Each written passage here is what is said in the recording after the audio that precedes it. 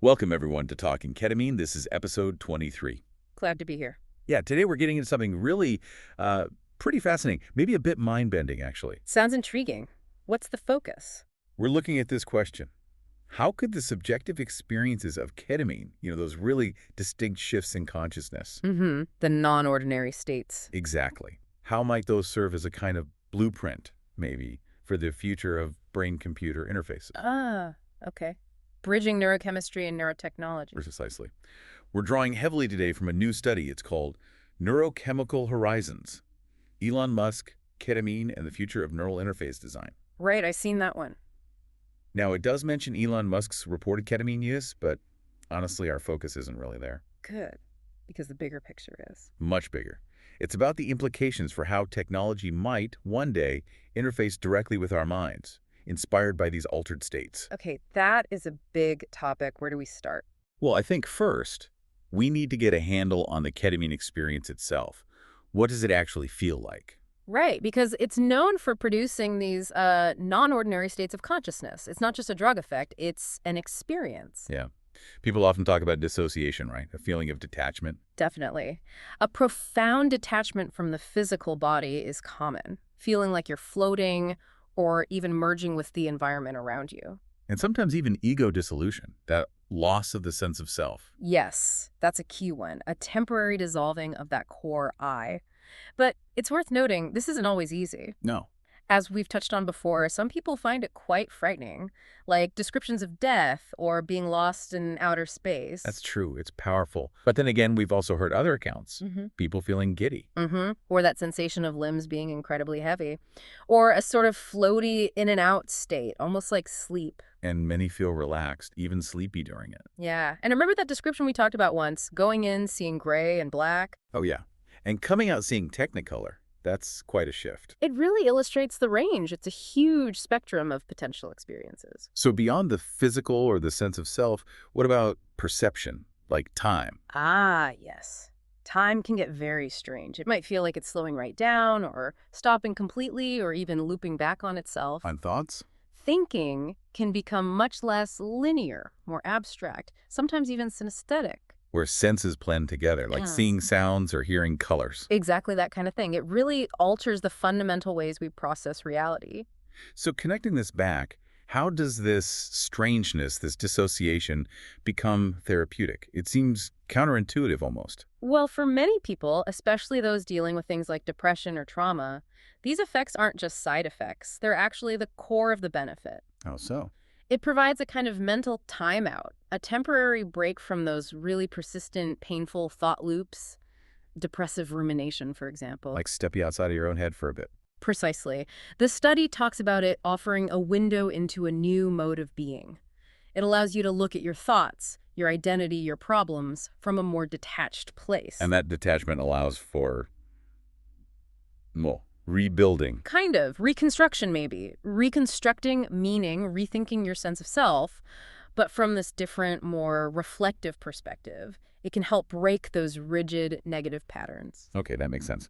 Now, let's pivot to the study's main thrust, this idea about engineering consciousness. Right. This is where it gets really futuristic. The paper suggests that ketamine's ability to create these altered states could actually inform how we design programmable mental environments using BCIs, brain-computer interfaces. Yeah, it's a leap, not just understanding the states, but potentially designing and inducing them technologically. And they're not just talking about simulating the ketamine feeling. No, it goes way beyond simulation. The idea, the sort of speculative path here is radical. Okay. If these states, dissociation, altered perception, maybe even ego loss, are desirable or useful in some contexts. Like therapy? Or perhaps even creativity? Maybe. Then BCIs could potentially recreate them, but also refine them, combine different effects, control the duration precisely, maybe even create totally new hybrid states. Hybrid states? Like what? States of consciousness that, aren't achievable through any drug we currently have. Mixing elements of different states, maybe? Wow. So the study talks about a mental operating system. Yeah, imagine that. A BCI that act like an OS for your mind, offering state selection. Meaning you could just choose. Like today I'll select the calm focus configuration. Or activate enhanced creativity mode. Or even, as the paper suggests, choosing emotional profiles, cognitive styles, maybe even spiritual modes, whatever that might mean in this context, on demand. That fundamentally changes the idea of a mental state, doesn't it? Yeah. From something that happens to you to something you design, something modular. Exactly. Designed and modular. It's a profound shift in concept. But, we're already sort of dipping our toes in related waters. How do you mean? Well, think about some things we've discussed before. Those ketamine games or therapies using active positive self-association training. Right, the ones aiming to boost self-worth or help people visualize positive outcomes during the ketamine experience. Yes. They're deliberately using the state of increased brain plasticity and receptivity that ketamine induces. They're trying to shape the experience and its after effects. Guiding the mind while it's in that more open state. Mm-hmm. And think about ketamine-assisted therapy, KAT. We always talk about set and setting. Your mindset going into the set and the environment, the setting. Exactly. The therapist, the room, the lighting, the music, it's all carefully managed. To optimize the conditions, make it positive, minimize distress. Right. We're already trying to engineer the experience in a way using external factors. Music is a huge one there, isn't it? Yeah. Guiding the journey through its different phases. Absolutely. With specific tempos and energy levels for the pre-peak, peak, post-peak. And we even heard research suggesting that when patients choose their own music, They report stronger mystical experiences. yeah, it shows how malleable the experience is to input. And remember that really striking example, the person re-experiencing trauma. But then spontaneously started dancing, twirling. Yes. Yeah. Effectively transforming the memory live into something healing. Yeah. And embodied re-scripting, you could call it. Wow, so all these current practices, they're like precursors, showing that the experience can be shaped and influenced. I think that's a good way to put it. They provide a kind of conceptual groundwork for the much more direct idea of encoding or designing states via BCIs. Yeah. It moves from external influence to potential internal programming. Which brings us squarely to the ethical and philosophical questions, because this convergence is, well, it's huge. It really is. The lines start getting very blurry, don't they? Between therapy and enhancement, for instance. Or even between medicine and philosophy. What is a healthy mind if states can be chosen?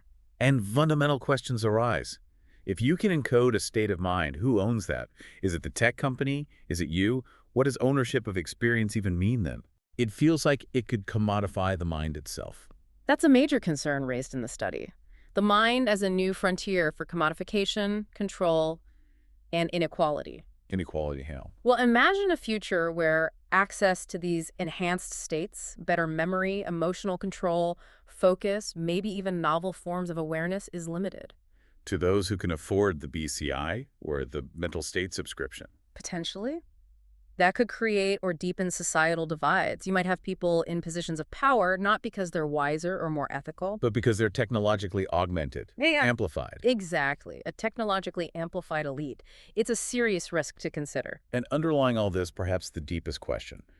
What does it do to our sense of self? Right. If consciousness, or at least significant aspects of it, can be broken down into these discrete, manipulable components. Whether by chemicals like ketamine or by future BCIs. Are we just complex biological machines, patterns of neural activity that can be tweaked and modulated? Or does changing those patterns so deliberately, so technologically, fundamentally change who we are? Does the design self cease to be the authentic self? Whatever that means. These are the profound questions we bump up against. It moves beyond just science and technology into existential territory. It really does. So as we wrap up this conversation, it's pretty clear we're standing at a fascinating, maybe slightly unnerving intersection. The insights we're gaining from ketamine today, they really could be laying the foundation for engineering consciousness tomorrow. And that forces us to think hard. What does it mean for being human if our very states of mind become things we can potentially design and select? How does that redefine our understanding of self, of society, of well-being? The possibilities are staggering, but the questions they raise are maybe even more so. Definitely something for all of us, for you listening, to mull over as this technology continues to develop.